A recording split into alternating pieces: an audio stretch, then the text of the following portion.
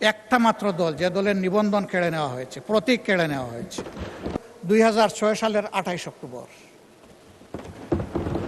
ওখান থেকেই ফ্যাসিজমের জন্ম। ক্ষমতায় না এসেই তারা কি করবে ক্ষমতায় আসলে সেদিন অগ্রিম জাতিকে জানিয়ে দিয়েছিল। সারা দেশে 2 দিনে 54 জন মানুষ, শুধু জামাতে ইসলামী না, বিএনপিরও সেই সময় নির্মমভাবে তাদেরকে খুন করা হয়েছে। যদি আমরা সবাই সব কিছু মানি, তাহলে যে মানার ভিত্তিতে আমরা 12 ফেব্রুয়ারির 2টো নির্বাচন করলাম, এর আগে তো আমরা কেউ বলি নাই যে আমরা সংসদ নির্বাচন মানি না অথবা আমরা গণভোট মানি না। মাননীয় বিরোধী দলের নেতা জনাব শফিকুর রহমান, ঢাকা 15। আপনার সময় 20 মিনিট। মাননীয় স্পিকার, আপনাকে ধন্যবাদ। আমি আমার মূল বক্তব্যে যাওয়ার আগে একটু কৈফিয়ত না দিয়ে পারছি না। আমাদের সরকারি দলীয় সম্মানিত সংসদ সদস্যবৃন্দ বক্তব্য রাখার সময় কিছু বিষয় আমাদের দিকে ইঙ্গিত করেছেন, যেটার জন্য আমরা উপযুক্ত নই এবং দায়ী নই বলে মনে করি। একজন মাননীয় সদস্য বলেছেন, মব কালচার সৃষ্টি করার অতীত ইতিহাস আমাদের আছে এবং এখনো করতে চাই। যদি এটা আমি শুনে থাকি আর এটাই সঠিক তিনি বলে থাকেন, আমি বেদনার সাথে তার তীব্র প্রতিবাদ করছি। যে এই দলটির উপর ইতিহাসের সবচেয়ে জঘন্য অত্যাচার করা হয়েছে, ফ্যাসিস্ট আমলে মব করে, রাস্তায় আদালত বসিয়ে, যে দলের এক এক করে শীর্ষ 11 জন নেতাকে ঠান্ডা মাথায় জুডিশিয়াল কিলিংয়ের শিকারে পরিণত করা হয়েছে, যে দলের হাজারো কর্মীকে এক্সট্রা জুডিশিয়াল কিলিংয়ে ঠেলে দেওয়া হয়েছে, দুনিয়া থেকে বিদায় করা হয়েছে। একটা মাত্র দল, যে দলের নিবন্ধন কেড়ে নেওয়া হয়েছে, প্রতীক কেড়ে নেওয়া হয়েছে। শেষ পর্যন্ত জুলাই বিপ্লবকে ব্যর্থ করার জন্য, ডাইভার্ট করার জন্য এই দলটাকে নিষিদ্ধ করা হয়েছে। সেই দলের উপরে যদি এই ধরনের অপবাদ দেওয়া হয়, তা হবে এই সংসদের জন্য একটা লজ্জার ব্যাপার।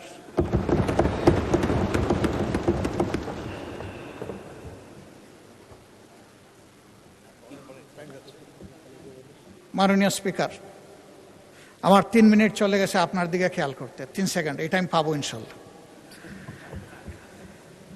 এখানে আগে বলেছিলেন একজন সংসদ সদস্য যে আমরা সংবিধান ছুঁড়ে ফেলার কথা বলেছি। এই মহান সংসদকে সাক্ষী রেখে বলছি, আমাদের কেউ কখনো এই কথা বলে নাই। আমরা এই সংবিধানের পরিবর্তন চেয়েছি, যাতে একটি ন্যায়ভিত্তিক, ইনসাফ ভিত্তিক সমাজ কায়েম হয়, ফ্যাসিবাদ মুক্ত একটা দেশ আমরা পাই, সমাজ পাই, শাসন পাই। সেই জন্য আমরা কথা বলেছি। বরঞ্চ যারা বলেছেন তাদের অনেকেই দফায় দফায় এই কথাগুলো বলেছেন। একজন সম্মানিত সদস্য আজকেও বলেছেন। আমরা কিন্তু কখনো বলিনি আমরা সংবিধান বিরোধী নই। সংবিধানের ওই জায়গাগুলো আমরা চাই না যেই জায়গা গত 54 বছরে ফ্যাসিবাদের জন্ম দিয়েছে দফায় দফায়। ওই জায়গাগুলোর সংস্কার চাই আমরা। এরপরে বলা হচ্ছে আমরা জুলাই সনদের, মনে হচ্ছে যে আমরা মুখোমুখি হয়ে যাচ্ছি। জুলাই সনদ গণ অভ্যুত্থানের অংশ, হৃদয় কলিজার একটা অংশ। আমরা এটার বিরুদ্ধে যাব কেন? আমাদের বক্তব্য, আখতার হোসেন চমৎকারভাবে বলেছেন, আমাদের বক্তব্য হচ্ছে যে আমরা অর্ডার মানি, আমরা অভ্যুত্থানের বাস্তবতা মানি, আমরা গণভোট মানি, আমরা গণভোটের মাধ্যমে যে সংস্কার পরিষদ হওয়ার কথা তা মানি, আমরা প্রয়োজন ক্ষেত্রে সংবিধানের সংশোধন মানি, আমরা জুলাই সনদ সুন্দরভাবে বাস্তবায়নের বিষয়টা মানি। এই কোনো জায়গায় অমান্যের কোনো জায়গা আমাদের পক্ষ থেকে নেই। এখন যদি আমরা সবাই সব কিছু মানি, তাহলে যে মানার ভিত্তিতে আমরা 12 ফেব্রুয়ারির 2টো নির্বাচন করলাম, এর আগে তো আমরা কেউ বলি নাই যে আমরা সংসদ নির্বাচন মানি না অথবা আমরা গণভোট মানি না। এখানে যারা আজকে আমরা আছি এই সংসদের ভিতরে, মহান সংসদে, তারা সকলেই গণভোট এবং গণভোটের হার পক্ষে কথা বলেছি। এখন আজকে আমি পয়েন্ট অফ অর্ডারে দাঁড়িয়ে জানতে চেয়েছিলাম যে সমস্ত অধ্যাদেশ এখানে আমাদের বৈধতা দেওয়ার জন্য, আইনগত রূপ দেওয়ার জন্য এসেছে, এ আলোচনা সেইটা কিনা। প্রথমে মাননীয় আইনমন্ত্রী বলেছিলেন না এটা সেইটা না, পরে বলেছেন না এটা এইটাই। এরপরে আমরা আসলে সামনে পর্যাপ্ত কোনো কাগজ পাইলাম না, আমরা কোনো মত দিতে পারলাম না। এখন যে ব্যাপারে আমরা কোনো কাগজপত্র পাইলাম না, মত দিতে পারলাম না, এই সিদ্ধান্তগুলোর হাসর কী হবে আমি বুঝতে পারছি না। আমরা তো পার্টিসিপেটই করতে পারলাম না। মাননীয় স্পিকার, জুলাই অভ্যুত্থান, 90-এর গণ অভ্যুত্থান, 71-এর মহান মুক্তিযুদ্ধ, 52-র ভাষা আন্দোলন, 47-এর পাকিস্তান আন্দোলন, এই সবগুলো একটা আটটার সম্পূরক। এই পর্যায়ে আমরা এসেছি, কোনোটাকে অমান্য করে আসতে পারবো না। আমরা শুধু 2009 থেকে 2024-এর 5 আগস্ট পর্যন্ত আমরা নির্যাতিত বা মজলুম ছিলাম না, বরঞ্চ প্রথম আঘাতটা শুরু হয়েছিল 2006 সালের 28 অক্টোবর। ওখান থেকেই ফ্যাসিজমের জন্ম। ক্ষমতায় না এসেই তারা কি করবে ক্ষমতায় আসলে, সেদিন অগ্রিম জাতিকে জানিয়ে দিয়েছিল। সারা দেশে 2 দিনে 54 জন মানুষ, শুধু জামাতে ইসলামী না, বিএনপিরও সেই সময় নির্মমভাবে তাদেরকে খুন করা হয়েছে। পল্টন মোড়ে 6 জনকে সাপের মতো পিটিয়ে হত্যাই শুধু করা হয় নাই, তাদের লাশের উপর উঠে নর্তন কুর্দন করা হয়েছে। গোটা বিশ্ববাসী স্তম্ভিত হয়েছিল, হতবাক হয়েছিল সেদিনকার দৃশ্য দেখে। এরই ধারাবাহিকতায় এই সংসদে আমি আগেও বলেছি যে এখানে আমরা সবাই মজলুম, বিভিন্নভাবে মজলুম। মজলুমের বাইরে এখানে কোনো সংসদ সদস্য আছেন আমি বিশ্বাস করি না। এটা মজলুমের মিলন মেলা। আসলে এই জায়গায় আমরা চাচ্ছি আগামীর একটা বাংলাদেশ এমন হোক, যেই বাংলাদেশে আর কোনো আইন এবং সংবিধানের দোহাই দিয়ে কোনো ফ্যাসিবাদ ফিরে আসবে না। ফ্যাসিবাদের দাফন করতে চাই আমরা। এই জন্যই আমরা বলি যে একটা নতুন বাংলাদেশ দেখতে চাই। এই নতুন বাংলাদেশের মানে এই না যে এর ভৌগোলিক সীমারেখা বদলে যাবে, এর ফ্ল্যাগ বদলে যাবে, এর সব কিছু বদলে যাবে। নো, যে সমস্ত আইন, সংবিধানের যে সমস্ত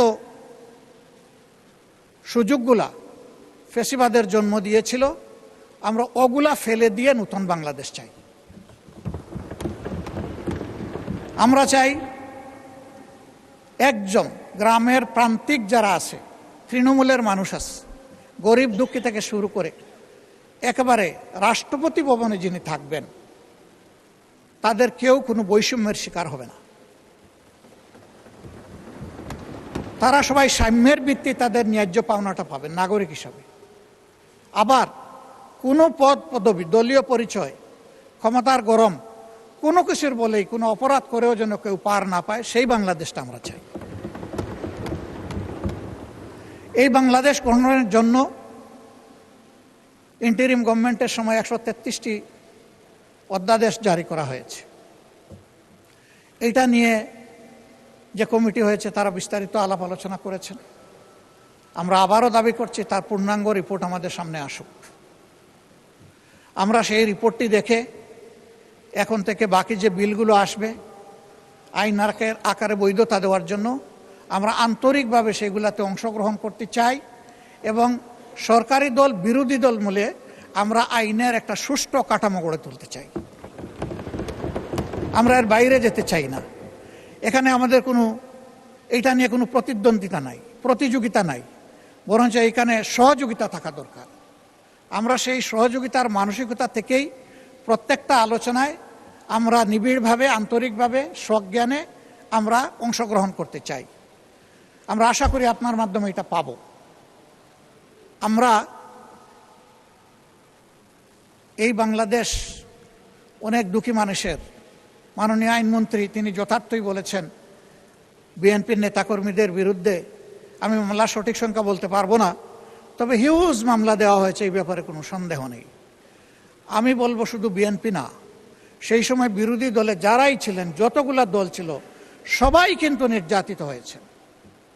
এবং আমাদের বিরুদ্ধেও হাওয়াই মামলা কম দেওয়া হয় নাই। নেত্রকোনায় একটা বাড়িতে বাপ বেটা বসে ভাত খাচ্ছিল, তাদেরকে ধরে এনে বলেছে রাষ্ট্রের বিরুদ্ধে ষড়যন্ত্রে লিপ্ত ছিল। সেডেশন মামলা তাদের বিরুদ্ধে দিয়েছে। এটা শুধু আমাদের বিরুদ্ধে না, এটা বিএনপির নেতাকর্মীদের বিরুদ্ধেও দেওয়া হয়েছে। এই আন্দোলন করতে গিয়ে আপনারা মাঝে মাঝে সরকারের হয়তো বা কিছু পারমিশন পেয়েছেন, সরকারি দল এখন যারা আছেন, আমাদেরকে তো কোনো পারমিশনই দিত না। জীবনের ঝুঁকি নিয়ে যা নিয়ে পেরেছি আমরা রাস্তায় নেমেছি, অন্যায়ের অপকর্মের আমরা প্রতিবাদ করেছি, জুলুমের প্রতিবাদ করেছি। আমরা যখন এই ধরনের কোনো কর্মসূচিতে নামতাম, আমরা ধরে নিতাম যে আজকে আরও 2-4টা মামলা হবে, আজকে আরও কিছু লোক আমাদের চলে যাবে ওদের হাতে এবং তাদের উপর বর্বর আক্রমণ চালানো হবে। সেটা হয়েছে। আমি এই জন্য শুধু রাজনৈতিক দল না, আলেম ওলামা থেকে শুরু করে দেশের সিভিল সোসাইটি, সাংবাদিক, দেশি বিদেশি, প্রবাসী, যারাই আন্দোলনে অবদান রেখেছে, আমি মনে করি কোনো না কোনো ক্ষেত্রে তারাও নির্যাতিত হয়েছে। আমরা জানি এরকম একজন সাংবাদিকের কথা, তিনি আমেরিকায় থাকেন, করক সরোয়ার।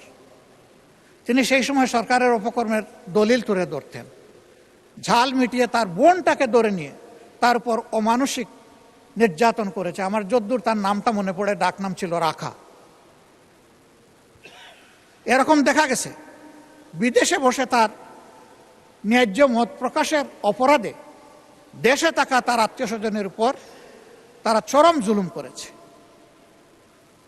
আমি বলবো যে মুষ্টিমেয় একটি পরিবার, একটি গোষ্ঠী ছাড়া গোটা বাংলাদেশ সেদিন ছিল মজলুম। আর কারাগার 64 জেলায়, শুধু 64টা না, আর কাশেমপুরে আরো বাড়তি 4টা না, বরঞ্চ সারা বাংলাদেশটাই ছিল একটা কারাগার। কোনো সময় জেলের ভিতরে দীর্ঘ সময় থেকেছি, বছর 2 বছর।